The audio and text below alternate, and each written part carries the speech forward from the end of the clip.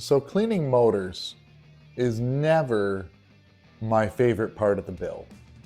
They get a lot of spooge and all sorts of stuff because the bikes I buy, let's face it, these aren't top pristine bikes. You know, this motor is a good motor. It's got a brand new top end and a brand new bottom end. So I don't want to tear it apart and then vapor blast this bike. There's no point. I don't want to have to buy a new bottom end or seals or anything like that. So we have to do it the old fashioned way. We're gonna try and soak it down and scrub off most of the grime and gunk. It's a lot of hand tools and stuff like that. So you guys can see we've got a lot of work ahead of us. It's just, there's spooge and stuff caked on. There was never an exhaust gasket, so this bike just leaked out everywhere. So up here in Canada, I'd buy these things at Canadian Tire. And they're like, you get like a 2-pack for $5 or $6. It's not a very good deal. But I ended up finding a link on Amazon. And I think I got 120 brushes for $20. Maybe it was 30. I don't remember. And I also bought these. So these little Scotch Brite pad brushers things, and they all fit in this cheap die grinder, or Dremel, sorry. So if you have a Dremel or a cheap one, and it really speeds up the process. So I'll leave links down below in case you guys want this stuff, because I know how expensive these can be, and it really helps when you're doing the motors. So we got the simple green, and we're just gonna go gently on. I mean, we don't want to get any down inside the cylinder. We just want to soak it down, let it start doing its work. Get it all over the whole thing. We'll just go around the whole motor.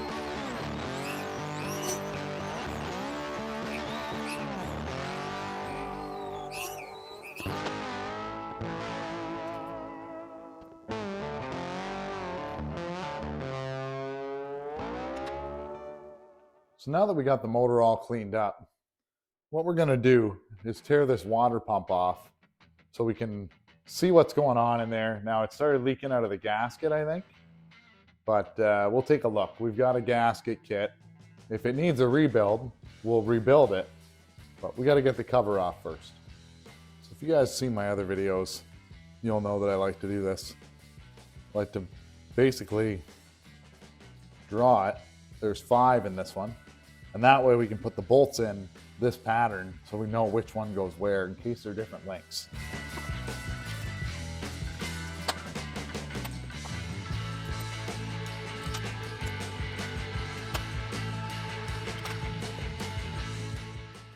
And it's just that simple, guys. That way the links stay where they need to be. We don't lose track. Cannot get this sucker off.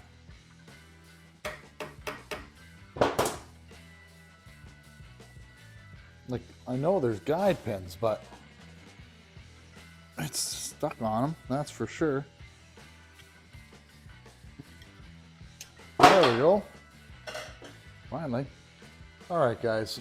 When you get your covers off your water pump, there's some leftover gasket material left on here, and little blemishes and whatnot. So what we're going to do is use some 600 grit sandpaper. This is wet dry sandpaper. You can use it wet or dry. I like to keep some in the shop all the time. But we're going to put it on actually a paint stir stick is what I got to put it on. I don't want to put it on a file in case the file rips it, but I keep some of these around. Any kind of flat block will work. We're just going to wrap it around so it's got a good flat area to work on. We're just going to work it back and forth to sand all the blemishes out. So this will just take me a minute. One important thing is we don't want to just keep going in the same spot. We don't want to actually like work this round or anything, because that's what will cause a leak. We want this to be smooth and consistent. Some of the areas are going to be hard to do, so just take your time. Any gasket surface needs to be resurfaced, but as long as there's no big gouges going right in, this one's pretty good. We have some gouges down here, and you can see they almost go all the way through, but there's still enough surface there that it will still take the gasket. So we're going to just make sure we surface this off really good, get rid of this gasket material here, and get it all cleaned up. I'm going to use the edge here to get it on that side. Yeah, it's perfect actually. So this is the divider plate between the outer case cover, like the outer water pump cover, sorry, and the case itself. And I'm just using this knife to try and show you the issues here. See these little divots? And this is where the gasket would have went around that. Well, those little divots are high, and that's because somebody's bent the opposite side, like they've dinged it up pretty good here. So we need to get that flat because that's where it's leaking. So what I'm going to actually use is a really fine file and try and file the high spots out a little bit. So I've just got this block of wood to help me hold it flat. And I see there's a couple high spots there. So I'm just going to go on here with the file, and then I'll go over it with the 600 grit to see. Now the block of wood is not that flat. It's just to help me have a guide here. And I'm just pressing the file into it.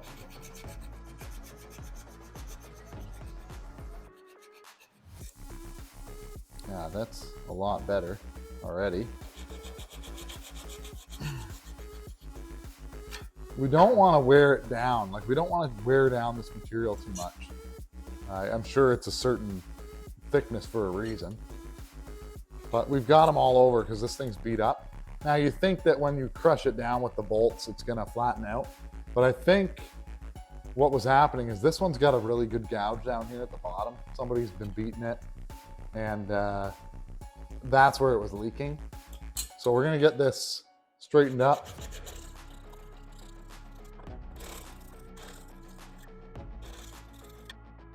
Yeah, you can see that it's taken the high spots right out of there, and that's what we want.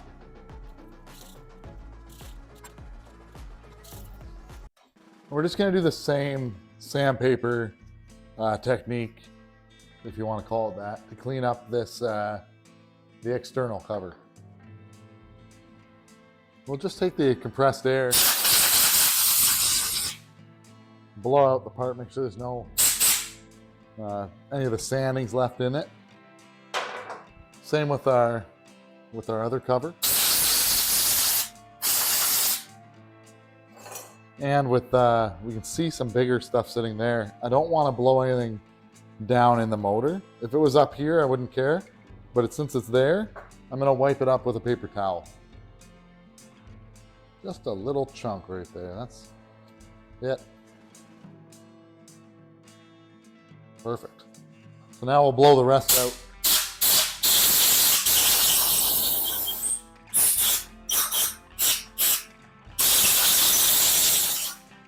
When it comes to reinstalling the gaskets, what I like to do is, this is just a brush with the grease that I use for everything, the maximum waterproof grease. And I just put a really light coat Like not even a coat, just on spots, especially around the pins. A little bit on the pins. I don't want grease down in here or on the water pump, like it's not gonna mix good. But just enough to help me hold. I'll show you guys. We've got barely any grease and just around the outside edges. And what that's going to allow us to do is it's going to help us hold the new gasket. The guide pins obviously help, but just help hold the gasket down on the surface. Then I'll put this one on. Sorry, it's this way. And I'll do the same thing, just a little bit up there around the guide pins. Because when I go to flip this over, I don't want the gaskets falling off. So just basically on the outside of the holes is what I like to do. I've never had any problems with it. So when I do it, I guess if it caused a problem, I'd stop. But there's two gaskets for the water pump, one on there, then the spacer plate, then your other gasket. And we didn't take our water pump apart, so it's still tight. And then the guide pins go in. And just push it down till those guides seat. If you have to tap it, you could, but it should go. Now, because of our handy little water pump diagram, we know where the bolts go. We'll just set them all in the holes. The really short one over here.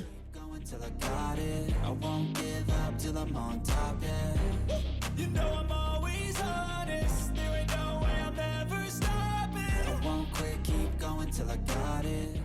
Well, guys, we've been having a little more than just a little bit of audio issues lately. I bought this new microphone. The stupid little thing decides to shut off sometimes. I don't know why. I'm gonna have to get one that beeps or something. I gotta look into it. But anyway, what I was talking about while I was tightening the bolts was it's 7 foot-pounds, and we need to torque them in like a star pattern, normal pattern. If you have a Honda rebuild or a repair manual or anything like that, it'll explain the same thing. But anyway, guys, the motor's done, the water pump's in, the motor looks great, a million times better than it did. So all that's really left to do is put it in the bike. Now, thanks a lot for watching, guys. Like and subscribe to the videos. The amount of subscribers and support that I'm getting it's really good. So you know, keep that up. And I'll keep making videos. But thanks a lot, and we'll see you guys in the next one. I won't quit, keep going till I got it.